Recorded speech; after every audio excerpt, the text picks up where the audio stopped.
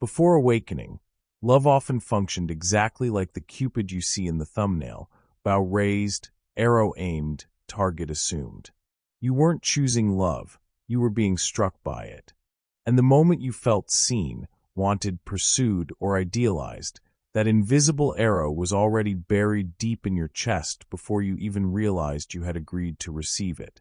Carl Jung would say that in this early state of consciousness, love is not an encounter between two whole beings.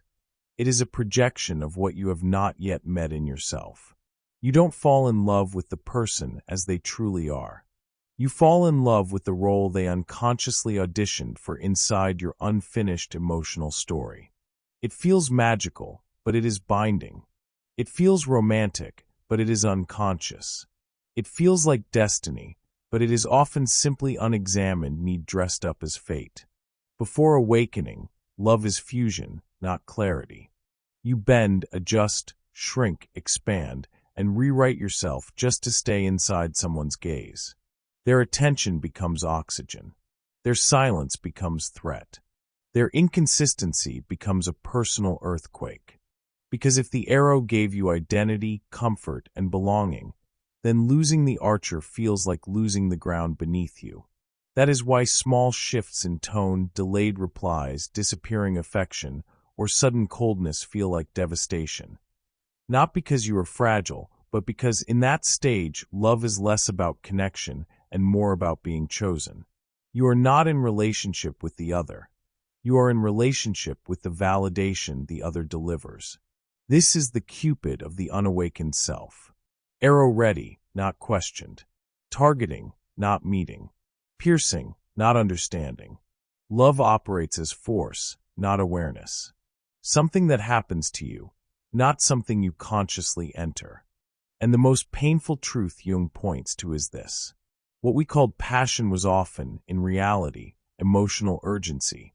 A sacred longing asking to be met inwardly, not borrowed from another body.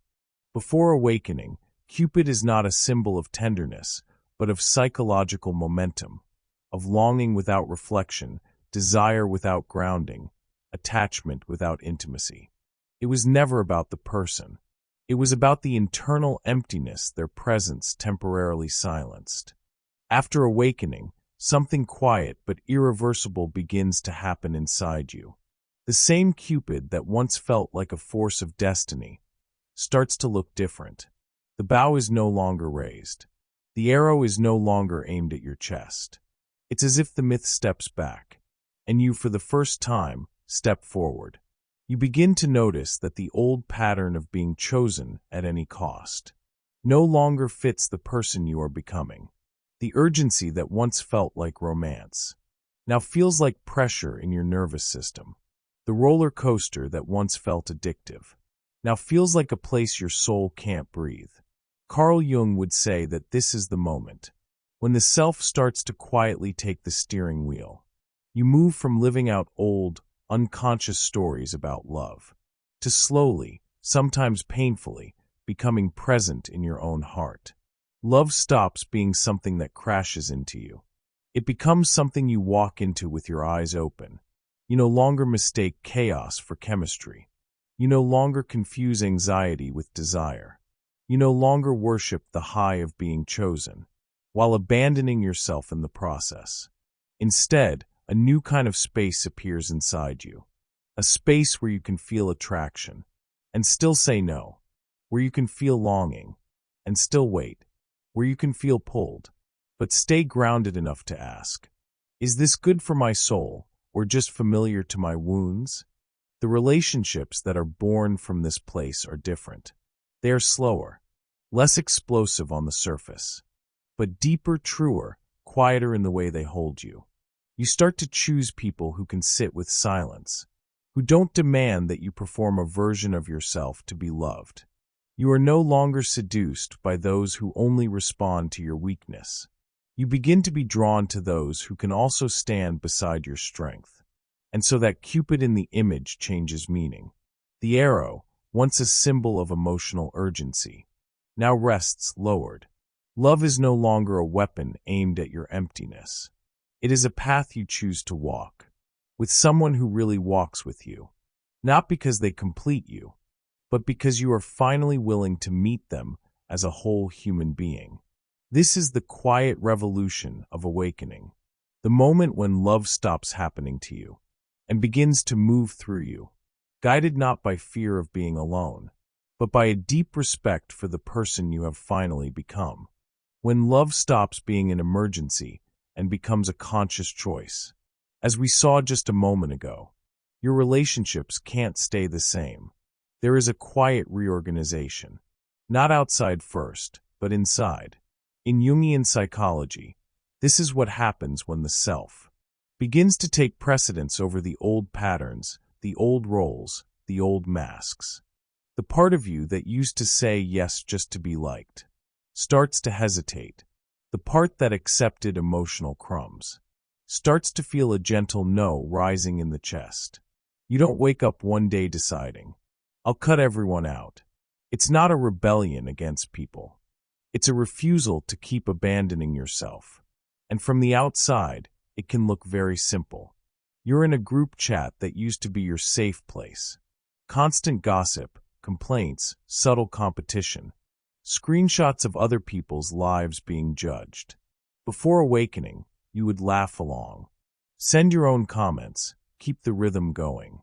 Now, you read the messages and feel something different. A slight tightening in your stomach, a small ache behind your eyes, a sense that your energy is sinking.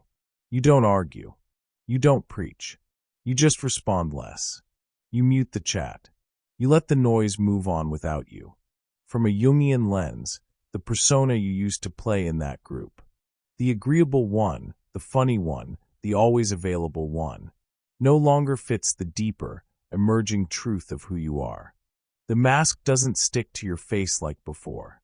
The same thing happens at those familiar family gatherings. The Sunday lunch where the same old dynamics play out.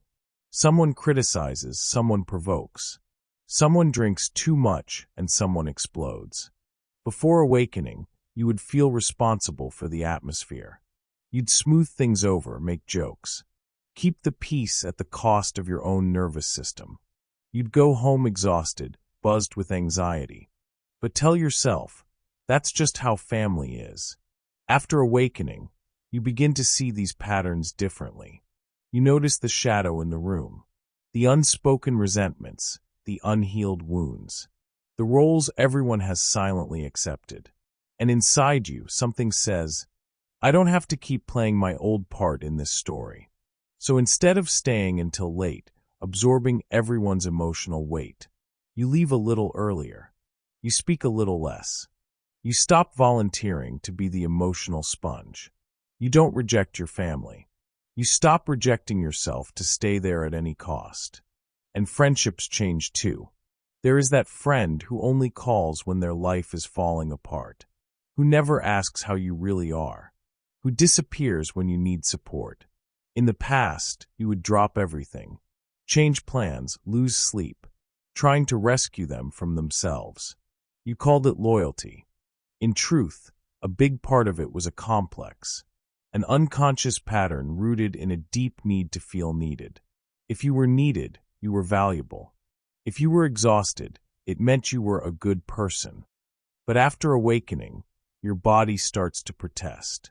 Every time you get that message or that late-night call, your chest tightens, your shoulders rise, and you feel your own life being pushed to the edges.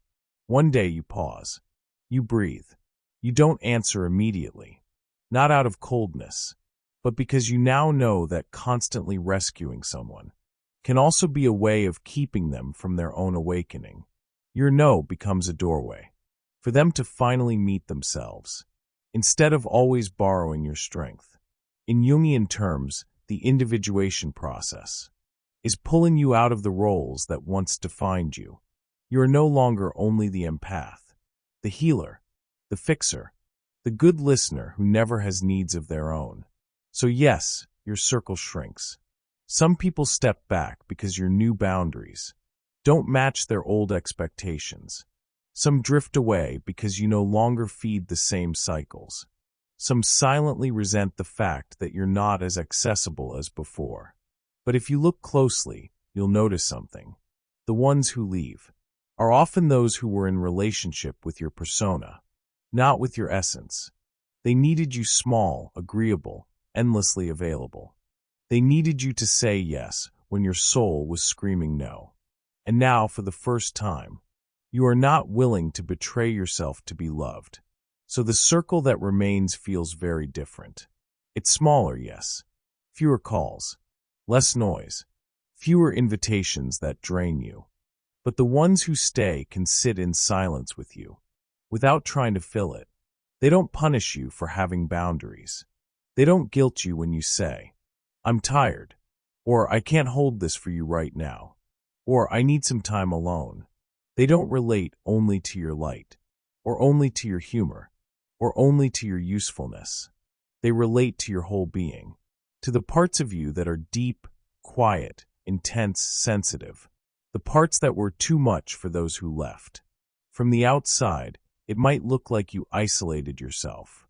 From the inside, something very different is happening. You stopped isolating your true self just to keep everyone else close. Cupid's arrow, in this phase, is no longer flying into every room. The bow is resting. The frantic need to be chosen is dissolving. Your relationships may be fewer, but for the first time, they are built on the ground where your soul can actually stand. And that is not abandonment of others. It is the end of abandoning yourself. As relationships become quieter and more intentional after awakening, something profound shifts in how you open your heart. Vulnerability, which once felt like an act of urgency and emotional exposure, slowly becomes a sacred instrument of discernment. Before you awakened, you mistook disclosure for depth. You believed that if you poured your entire history into someone's hands, if you revealed every wound, every memory, every scar on the first night, you would secure closeness, devotion, and safety. You thought transparency meant intimacy, and emotional acceleration meant connection. It wasn't naivete, it was longing. A longing to be seen without delay, to be held without negotiation, to be known without waiting. After awakening, however, the nervous system begins to remember what the soul has always known. Not everyone who wants access to your depth is capable of holding it. You still feel deeply. You still love intensely. You still carry oceans inside you. But instead of flooding the room to prove that you're real, you begin to observe who can remain present when the water rises. In Jungian terms, the unconscious no longer spills itself indiscriminately. You stop projecting your unmet hunger onto whoever is standing closest. The desire to be understood is still there, but it is no longer desperate. It becomes patient, discerning, almost quiet. It shows up in small ways long before it becomes a philosophy. You're on a first date. The old you would have confessed your entire heartbreak lineage by dessert, would have narrated your childhood pain as if urgency could manufacture intimacy. Now you let silence breathe. You listen not to the words, but to the emotional climate they create. You notice how someone reacts when you pause instead of rushing to impress. You notice their discomfort with your boundaries, or their ease with your pace. For the first time, you allow time to reveal character instead of hoping vulnerability will force destiny. The same happens in new friendships. Once, you were the one who always offered support, always answered the midnight message, always rearranged your life to prove loyalty.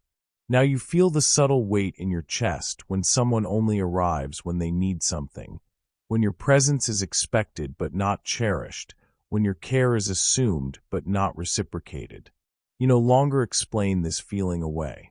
You no longer punish yourself for recognizing imbalance. You simply stop offering what was never respected. Not abruptly, not defensively, just with a softness that says, "I matter too." This is not closure, it is calibration. Vulnerability stops being synonymous with accessibility. You do not disappear, but you no longer bleed to confirm your humanity. You share, but you do so gradually. You still open your soul, but you first notice whether the other person knows how to speak its language. You still reveal your pain, but you let them show if they can sit beside it without performing empathy, extracting meaning, or using it as leverage later. In everyday life, this sounds like leaving a conversation earlier than you used to. It looks like muting a group chat that runs on gossip instead of truth. It feels like exiting a family pattern without announcing a rebellion. It is the moment in which you realize that emotional transparency is not a universal currency. Some people seek depth only to feel alive, not to love responsibly. And so vulnerability transforms. It becomes a filter that separates those who are drawn to your sensitivity from those who are prepared to honor it.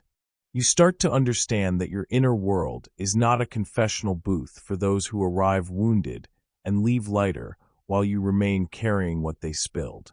You are no longer the emotional landfill for people who cannot metabolize their own chaos. The heart, in this phase, is not closed. It is curated. You have not lost softness. You have acquired self-respect. The world does not receive you less. It receives you precisely. Those who wish to know you must now do so slowly, consistently, and with reciprocity. They cannot rush the gate simply because they find you fascinating or soulful or comforting. They must show that they, too, can hold what you carry without distorting it, reducing it, or feeding on it. This is the quiet, elegant shift of awakening. Vulnerability ceases to be your way of preventing abandonment and becomes your way of honoring the home you have finally built inside yourself. You still long for connection, but not at the cost of dismantling your own center. You still welcome love, but not in exchange for self-erasure. You still let people in, but no longer faster than you can watch them stay. When vulnerability stops being an open door and becomes a living filter, something even more radical begins to shift inside you.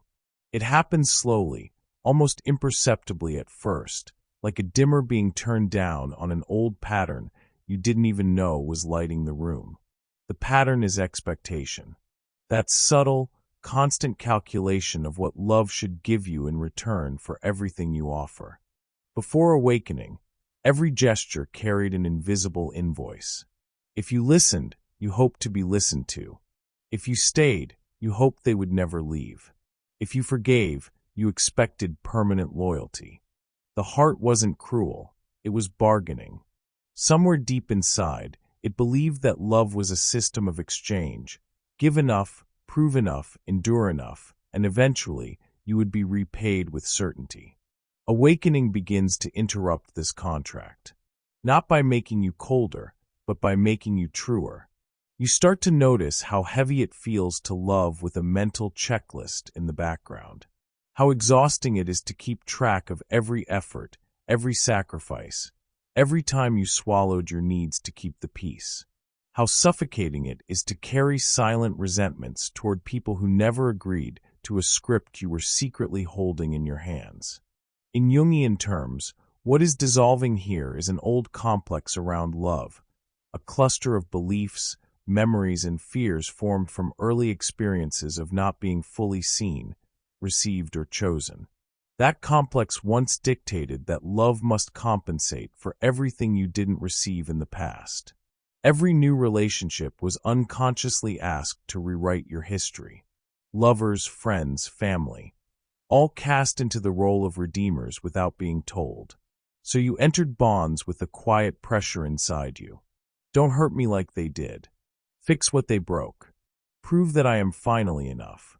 No one could say those words out loud. But the energy was there, in the way you reacted to delays, in the way you collapsed at small disappointments, in the way your heart panicked when someone needed space. Cupid's arrow, in that phase, was not just desire, it was demand. A demand that this time, finally, someone would meet all the hunger your soul had carried for years. Then, slowly, as awakening deepens, you start to see something you had never considered. No relationship, no matter how loving, can rewrite the past. No human being can become the parent you never had, the comfort you missed, the certainty you dreamed about when you were younger and alone with your thoughts. Love can be healing, yes.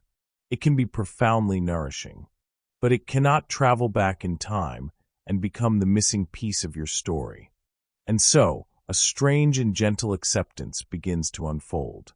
You look at the people in your life and see them more clearly, imperfect, scared, beautiful, limited, trying.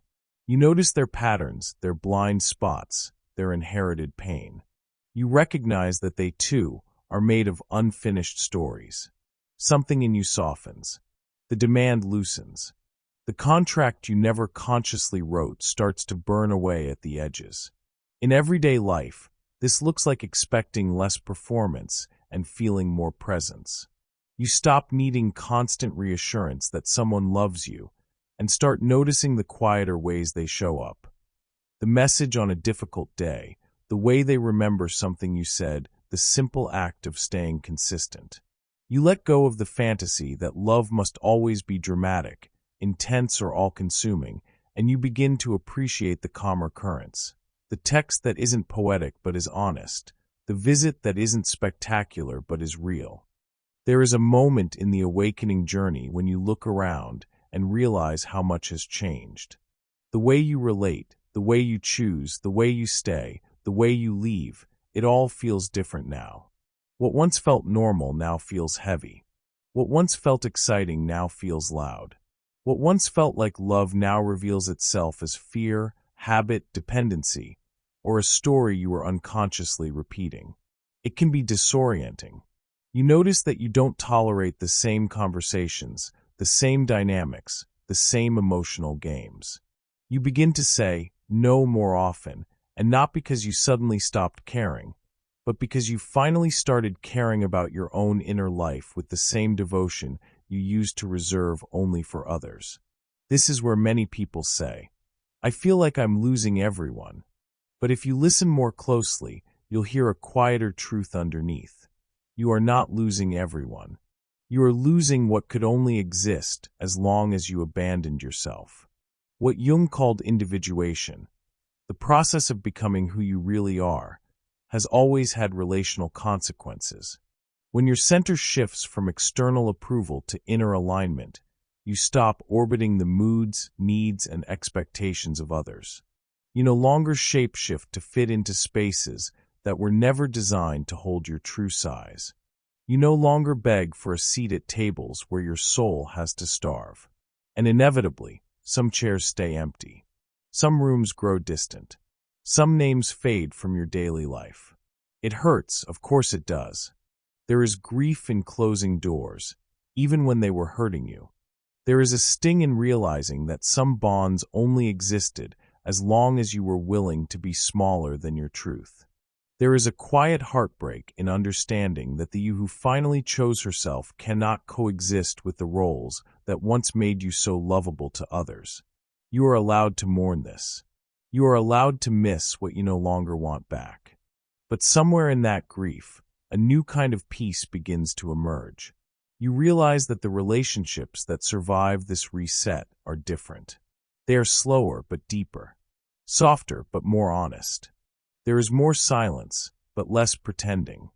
The people who remain, or those who arrive during this phase, are not drawn to how much of yourself you are willing to give away. They are drawn to the way you now stand in your own life. They don't need you to be constantly available to feel secure. They don't punish you for having limits. They don't interpret your boundaries as rejection. They can listen when you say, "I can't hold this right now," and they stay. They can see you tired, quiet, or unsure, and they don't demand performance in place of presence. They relate to you as a whole being, not as a role. Daily life starts to reflect this shift in small but concrete ways. You catch yourself not sending that long explanation text to justify a simple no. You feel the urge to over-apologize and let it pass like a wave instead of acting on it. You notice an old anxiety rising. "They'll leave if I don't give more." And you breathe into it, choosing calm over overcompensation. Each time you do this, the nervous system learns a new lesson. Connection does not require self-betrayal. Over time, something beautiful and subtle happens. You stop chasing safe people and become a safe place for yourself. From that inner ground, you can actually recognize reciprocity instead of clinging to intensity. You can feel when someone is truly meeting you, instead of projecting that hope onto anyone who offers you attention. You can walk away from what is not mutual without turning it into proof that you are unlovable. Your relationships reset, yes. But what falls away is everything that could only stick to you while you were unconsciously rejecting your own depth, your own sensitivity, your own knowing. What remains, or what slowly grows in the space that opens, is love that does not require you to disconnect from yourself to stay connected to another. This is the quiet gift of awakening in the realm of relationships. You do not end up with less love. You end up with less pretending, less performance, less bargaining, less fear dressed up as devotion. What stays is smaller in number, but larger in truth. You can rest inside it. You can breathe there. You can bring your full intensity, your softness, your silence, your questions, your unpolished truth, and still be allowed to exist. And maybe that is what forever really means when your consciousness opens. Not a guarantee that no one will ever leave, not a perfect romance that never cracks, but the unwavering commitment that you will not leave yourself again. From there, whoever walks beside you walks with a person who is finally home within their own heart. And any love built on that ground, whether it lasts a season, a decade, or a lifetime, will be more real than anything you called love before. If this feels like where you are now, you are not broken and you are not behind. You are simply in the sacred, uncomfortable, necessary phase where your relationships reset to match the person you have quietly become. And as you fall asleep tonight, you don't need to fix any of it. Just breathe into this truth. You are allowed to choose connections that feel like respect, like reciprocity, like rest. You are allowed to build a life where love does not cost you yourself. You don't need to rush this becoming. Let the reshaping of your relationships happen at the pace of your nervous system, not at the pace of fear. Tonight, let your heart rest in the knowledge that love you don't have to collapse yourself to keep is the only love that ever truly belonged to you. If this journey speaks to where you are, stay with us. Subscribe, breathe, and let these messages meet you gently, night after night. Your heart is safe here.